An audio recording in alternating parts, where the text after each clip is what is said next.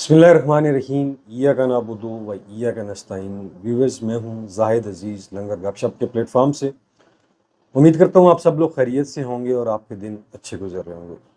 दोस्तों, जानते हैं कि आज 22 अगस्त है और पीटीआई ने जलसे का ऐलान कर रखा है और उसके ऊपर हमने कल आपको खबर दी थी कि जलसे का जो एनओसी है वो आइन टाइम के ऊपर चीफ कमिश्नर इस्लामाबाद ने मनसूख कर दिया है। इसके ऊपर क्या अपडेट्स हैं, पीटीआई कितनी चार्ज है, काफ़िले कहाँ कहाँ पहुँचे हैं, ये आपको बताएंगे। इसके अलावा पाकिस्तान में जो पंजाब में स्पेशली दफ़ा 144 का नफाज, वो क्या मामला है, और फिर मरगला की पहाड़ियों के ऊपर जो फ़ौज का कब्ज़ा था, जो मलकियत थी, उसके ऊपर बड़ा फ़ैसला आ चुका है सुप्रीम कोर्ट का, ये आपको बताएंगे। और इसके अलावा जी, जो यूथ कन्वेंशन हुआ उसमें वज़ीर आज़म और आर्मी चीफ़ ने ख़िताब किया, वहाँ पे क्या हुआ, ये चीज़ें आपके साथ शेयर करेंगे। और जो एक मशहूर इन्फ्लुएंसर हैं जनाब औरिया मकबूल जान, सोशल मीडिया के ऊपर बड़े एक्टिव हैं, उनको गिरफ़्तार कर लिया गया है। गिरफ़्तारी की क्या वजह बनी, ये आपके साथ शेयर करेंगे। तो सबसे पहले आपको बताता चलूँ कि आपने देखा होगा कि कल पीटीआई के कारकुनान जो हैं वो जलसागाह में पहुंच चुके थे। तरनौल में 5 कनाल की जगह थी, जो कहा जा रहा था कि ये कम जगह पड़ जाएगी। वहाँ पे पुलिस पहुंच गई और उनका शुहेब शाहीन से मुकालमा भी हुआ कि ये एनओसी उन्होंने कहा जी हमने कैंसिल कर दिया है। तो शुहेब शाहीन ने और नईम हैदर पंजोता ने उन्हें कहा कि ये हाई कोर्ट का ऑर्डर है, आप जाके हाई कोर्ट को बताएं। पुलिस ये कह रही है कि हम सिक्योरिटी नहीं दे सकते, तो हम सिक्योरिटी आपसे जितनी अभी आप यहाँ पे पुलिस है यही हमारे लिए काफ़ी है, तो हमें कोई एक्स्ट्रा सिक्योरिटी चाहिए नहीं है, हमारा तो पुरअमन एहतजाज है। लेकिन बहरहाल उन्हें वहाँ से पुलिस भारी तादाद में पहुँच गई, वहाँ से उखाड़ पुछाड़ शुरू कर दी। और आज जानते हैं कि पंजाब में पूरी रात जो है वो क्रैकडाउन होता रहा, स्पेशली लाहौर के अंदर जो पीटीआई के कारकुनान थे, जो लीडर्स थे, उनको गिरफ़्तार किया गया।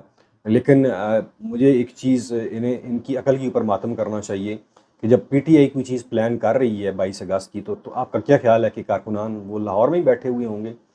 हमारी इतलात के मुताबिक बेशुमार कारकुनान जो है वो लाहौर से पिछले 2 दिन से वो निकल के आ चुके हैं और करनौल के आसपास वो पहुंच चुके हैं।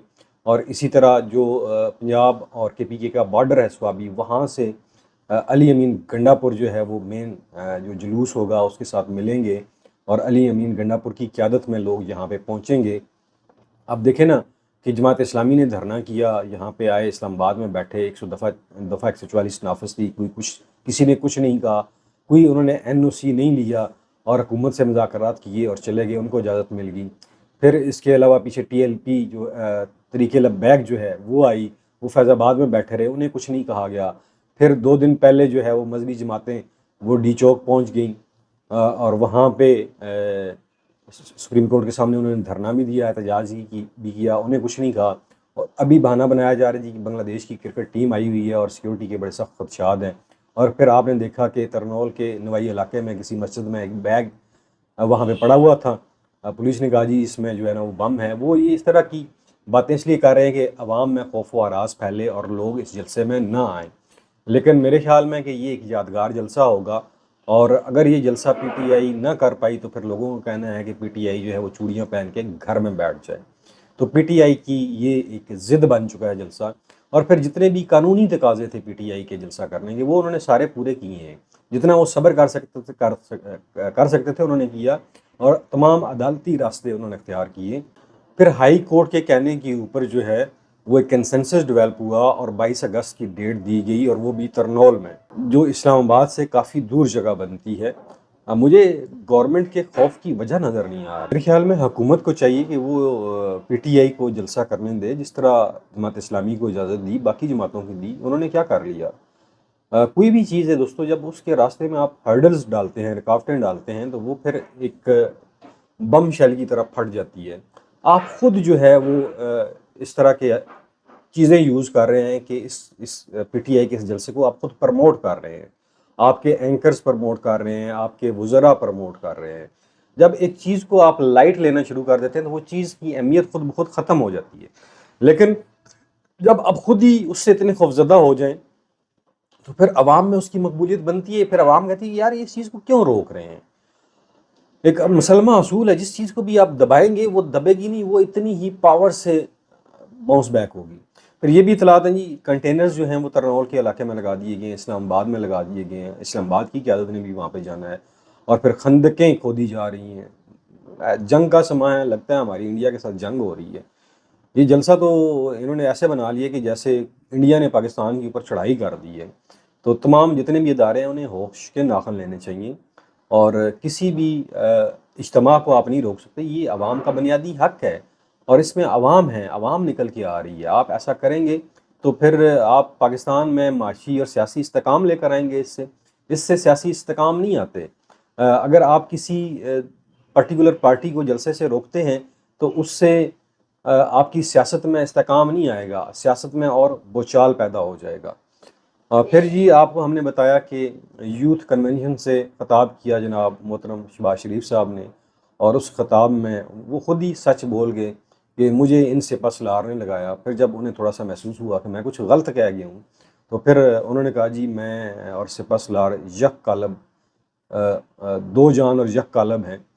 तो ये उन्होंने एक लंबी छोड़ी है, और वहाँ पे जो यूथ ने सवालात किए वो मीडिया के सामने नहीं लेकर आए। और फिर आर्मी चीफ का ख़िताब सबसे ज़्यादा इम्पॉर्टेंट था जनाब जनरल आसिम मुनीर साहब का। उन्होंने बड़ा अच्छा ख़िताब किया, हमें ये इतलात मिली हैं, और शेर भी एक जो बड़ा ज़बरदस्त शेर था, अफराद के हाथों में है कौम की तकदीर, इस तरह का शेर था। और उन्होंने इस शेर में जो है ना वो पाकिस्तान के जो पूरे हालात हैं उनको उन्होंने बंद कर दिया। अगर उन्होंने ये शेर पढ़ा है तो उन्हें ये समझना चाहिए, जो शेर पढ़ा है उसकी लाज ही रख लें तमाम लोग। उस शेर की जो हुकूमत है लाज रख ले। जब यक कलब दो जान की बात कर रहे हैं तो इस शेर में तो आपको आर्मी चीफ ने पैगाम दे दिया है कि जो कौमों की मुकद्दर होता है वो अफराद के हाथों में होता है। आज जो पीटीआई जलसा कर रही है उसमें कौन लोग शामिल हैं? इंडिविजुअल्स हैं, अफराद ही हैं ना। उन्हीं के हाथों में इस कौम की तकदीर है, तो उसको आप उस तकदीर को क्यों रोकना चाहते हैं? और तकदीर जो होती है वो टलती नहीं है दोस्तों, वो होके रहती है। जो अल्लाह एक फ़ैसला कर ले उसे कोई रोक नहीं सकता। तो बहरहाल आर्मी चीफ के ख़िताब को मैं सराहता हूँ जी। अच्छी बातें की, लोगों ने सख्त सवालात भी किए, लेकिन वो मीडिया के सामने नहीं लाए गए। ये सिर्फ मुशर्रफ का ही मलका था, जनरल मुशर्रफ साहब का, कि वो ऐसे यूथ कन्वेंशन किया करते थे, ओपन किया करते थे, और तलबा के सवालों के जवाब सबके सामने देते थे, और दलील के साथ लोगों को कायल करते थे। तो यहाँ पे भी देखते हैं जी, अगर ये सामने आए कन्वेंशन की रिकॉर्डिंग तो पता चले कि क्या दलील पेश की गई है। दोस्तों पीटीआई के जो तलबा हैं वो भी एक्टिव हो चुके हैं, और फिर लोगों का ये भी कहना है कि अगर इस जलसे को रोका गया तो हम फिर अडयाला जेल की तरफ मार्च करेंगे। मेरे ख्याल में ऐसी बातें नहीं होनी चाहिए। सब्र का दामन जो है वो नहीं छोड़ना चाहिए। इतना अरसा जहाँ आपने सब्र किया है तो ये भी सब्र से, तहम्मुल से इस जलसे को भी पुरअमन तरीके से आप करें। लेकिन जब चीज़ें इस हद तक चली जाएँ तो फिर चीज़ें पुरअमन नहीं रहती, बस शर पसंद अनासर जो हैं वो भी बीच में दाखिल हो जाते हैं। दोस्तों जो लोग भी जलसे के ऊपर जा रहे हैं वो अपने इर्द गिर्द खास नज़र रखें। कोई ऐसी एक्टिविटी हो रही हो तो उसको रोकें। कोई ऐसे अनासर जो जलसे में बदअमनी पैदा करने की कोशिश करें या क्राउड को चार्ज करने की कोशिश करें, तो उनके ऊपर वो स्पेशली नज़र रखें अगर आपने इस जलसे को कामयाब बनाना है। ये कह के इग्नोर ना कर दें कि यार ठीक है होने दें, ऐसा बिल्कुल भी ना करें। हाँ, लोगों में गुस्सा है, गम है, गुस्से की बेशुमार वजूहात हैं। लोगों के जो बिल आए हैं आपके सामने हैं। असल में लोगों में जो इस वक्त गम और गुस्सा पाया जाता है वो तो बेसिकली अपने मकसद के लिए आ रहे हैं, वो कोई पीटीआई की हमायत में नहीं आ रहे। बेसिकली महंगाई से लोग तंग आ चुके हैं। आपने देखा कल एक नौजवान ने ट्रेन के आगे आके खुदकुशी कर ली। जब उसकी लाश को देखा गया तो उसकी जेब से बिजली और गैस के 35-36 हज़ार रुपए के बिल निकले। ये तो हालात हैं। जब ऐसे हालात होंगे तो क्या लोग पीटीआई के साथ नहीं चलेंगे? जब अब हालात को इस नहज पे लेकर आ जाएंगे तो फिर तो कोई भी इन हालात से फ़ायदा उठा सकता है, क्राउड को चार्ज कर सकता है, क्योंकि लोगों को आगे कुछ नज़र नहीं आ रहा। लोग महंगाई की वजह से पिस चुके हैं, लोग अपने घर के सामान बेच रहे हैं। और फिर आपने तबसरे भी देखे होंगे कि जो अभी लोगों को कहा जी कि जो बिल जो है वो 10 दिन आपने डेट आगे एक्सटेंड कर दी। तो लोग इसको इस सेंस में ले रहे हैं कि 10 दिन इसलिए दिए हैं ताकि हम देख लेंगे हमने घर में कौन सी चीज़ बेचनी है, ताकि हम बिल अदा कर सकें। इस हद तक हालात आ चुके हैं। बहरहाल जी, जो भी क्राउड जमा हो रहा है उनसे यही दरख्वास्त है कि पुरअमन रहें, अपने आसपास नज़र रखें। कोई शर पसंद अनासर बीच में घुसते हैं और गलत गाइड करते हैं, तो उन अनासर को फ़ौरन आइडेंटिफाई करें और उनको रोकना है। इस चीज़ से आपका ये जलसा पुरअमन है और पुरअमन रहना चाहिए। ये बहुत बड़ी जद्दोजहद है, इसके पीछे बड़ी कुर्बानियाँ हैं और इसी तरह आप लोग कामयाब हो सकते हैं। पिछले कल एक मिलिट्री ज़राए से खबर चलाई थी, ट्वीट भी आया था, स्पेशली उन्होंने कहा जी खान कौन होता है कहने वाला कि फैज़ हमीद का ट्रायल जो है वो ओपन कोर्ट में होना चाहिए। हाँ ट्रायल होगा, अगर उनका ट्रायल हुआ तो सबके सामने होगा, पूरी दुनिया को पता चलेगा, वगैरह वगैरह। इस तरह की लैंग्वेज इस्तेमाल की गई। लेकिन ये लैंग्वेज जो है ना, ये फ़ौज में नहीं इस्तेमाल होती है, स्पेशली सियासी मामलात के ऊपर। ये किसी ने फुलझड़ी छोड़ी है और सिर्फ़ और सिर्फ फ़ौज को बदनाम करने के लिए ये इस तरह का ट्वीट किया गया है। ये किसी फ़ौजी ज़राए का नहीं हो सकता। ऐसी लैंग्वेज फ़ौज में इस्तेमाल नहीं होती है, स्पेशली सिविलियन के मामलात में, और वो भी सोशल मीडिया के ऊपर। आप सोचें तो फ़ौज को ऐसे अनासर को भी देखना चाहिए कि ये इस तरह के ट्वीट्स कौन कर रहे हैं, इनके मकासद क्या हैं। फ़ौज ने अगर कोई बयान देना होता तो वो स्पेशली DISPR की प्रेस रिलीज़ आ जाती। इस तरह की वारदातें फ़ौज में जो लोग करवा रहे हैं, कर रहे हैं और फ़ौज का नाम लगा रहे हैं, वो इस मुल्क के साथ बड़ा जुल्म कर रहे हैं, फ़ौज के साथ भी ज़्यादती कर रहे हैं। इमरान खान कौन होता है, वो कल से सोशल मीडिया के ऊपर लोगों ने बता दिया कि खान होता कौन है, उसने क्या कुछ किया, मुझे बताने की ज़रूरत नहीं है। लेकिन फ़ौज को इस ट्वीट की स्क्रूटनाइज़ करना चाहिए कि ये फ़ौज का वर्जन नहीं हो सकता। फ़ौज का कोई भी ऑफिशियल वर्जन वो सिर्फ और सिर्फ DGISPR ही देते हैं और कोई नहीं देता। ये फ़ौज को बदनाम करने की एक और घिनौनी साजिश की गई है। इससे ज़्यादा मैं इसके ऊपर कुछ नहीं कहूँगा।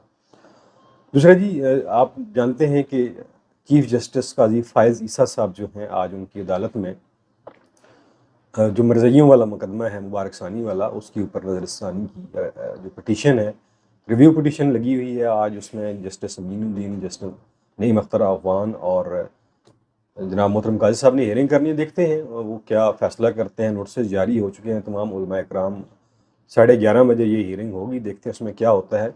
लेकिन यहाँ पे हमें काजी साहब तनहा नज़र आते हैं, हुकूमत की तरफ से या फिर मुक़्तदरा की तरफ से कोई उन्हें सपोर्ट नज़र नहीं आ रही।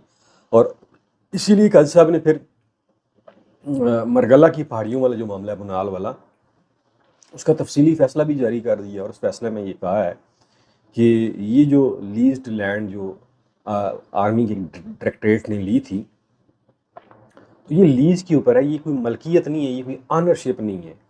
और ये कहा है कि ये 8,000 एकड़ है, इसके ऊपर ना तो आप गाफ क्लब बना सकते हैं, नेवी का कोई गाफ क्लब वहाँ पे बन रहा है। तो कहा जी ये लीज्ड लैंड है, लीज्ड लैंड में ऑनरशिप ट्रांसफ़र नहीं होती है, ये फ़ौज की मलकियत नहीं है। फ़ौज ने ये कहा था कि ब्रिटिश दौर में ये ब्रिटिश आर्मी के पास थी, वो चरागार के तौर पे इस्तेमाल करते थे, तो उसके ऊपर उन्होंने तफसीली फ़ैसला जारी कर दिया है।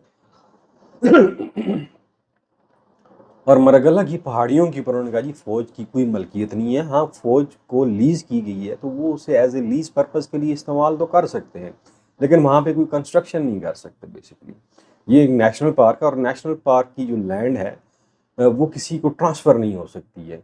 और फिर मुनाल के जो ऑनर हैं वो CDA के साथ मामलात की बजाय कहीं और तय कर रहे हैं, तो ये कैसे हो सकता है। ये फ़ौज की तो ज़मीन है ही नहीं है, ऑनरशिप ही नहीं है। तो ये एक काजी साहब का फ़ैसला सबको चुका देने वाला फ़ैसला था। ये ज़मीन भी काफ़ी है, 8,000 एकड़ जगह है और इसके ऊपर फ़ौज का कोई ऑफिशियल वर्जन अभी तक सामने नहीं आया है इस फैसले के ऊपर कि फ़ौज की DGISPR की कोई प्रेस रिलीज़ नहीं आई है। और अब फ़ौज की वो ज़मीन तस्वर नहीं की जाएगी मरगला वाली, वो एक नेशनल पार्क है, उसे नेशनल पार्क के तौर पे ही ट्रीट किया जाएगा। एक और अहम खबर है, औरिया मकबूल जान, आप जानते हैं कि एक सोशल इन्फ्लुएंसर हैं, काफ़ी बड़ी व्यूवरशिप है उनकी। ये पहले भी 2023 में भी गिरफ़्तार हुए थे, फिर बाहर चले गए, फिर वापस आए। इन्हें कल लाहौर DHA-6 से गिरफ़्तार किया गया, FIA की तरफ से। FIA का जो साइबर क्राइम विंग है उन्होंने गिरफ़्तार किया है। उन्होंने कहा जी इनके ऊपर मज़हबी मुनाफ़रत फैलाने का इल्ज़ाम है और अदारों की तज़हीक करने का इल्ज़ाम है। कुछ सोशल मीडिया के ऊपर तस्वीर शेयर की थी, इनके हैंडल से शेयर हुई थी, और ये कहा जा रहा है कि ये जो तस्वीर शेयर की गई थी, जिस इवेंट का वो हवाला दे रहे थे, उस इवेंट की नहीं थी। बहरहाल इसके ऊपर अभी कोई मज़ीद तफसीलात नहीं आई हैं और वो बहुत बड़े इन्फ्लुएंसर हैं और यूथ स्पेशली उनको बहुत लाइक करती है। उनकी फॉलोअर ज़्यादातर यूथ हैं और वो एक्स बैरोक्रेट भी हैं। उनका एक माशरे में मकाम भी है। अब देखें क्या कट्टा निकालते हैं। बहरहाल ये सारे मामलात थे। उम्मीद करता हूँ जैसे जैसे हमारे साथ डिटेल्स आती रहेंगी इस मामले की, आपके साथ हम शेयर करेंगे कि आज का जलसा कहाँ तक पहुँचा, कहाँ पे क्या हालात चल रहे हैं।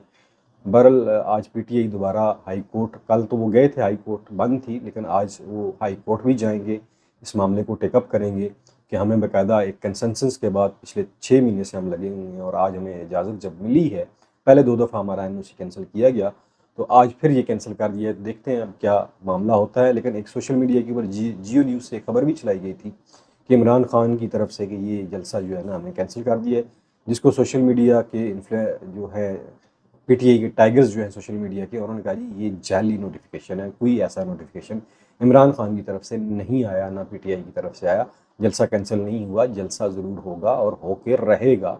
अब ये एक ज़िद बन चुका है अवाम की और गवर्नमेंट की ये जलसा।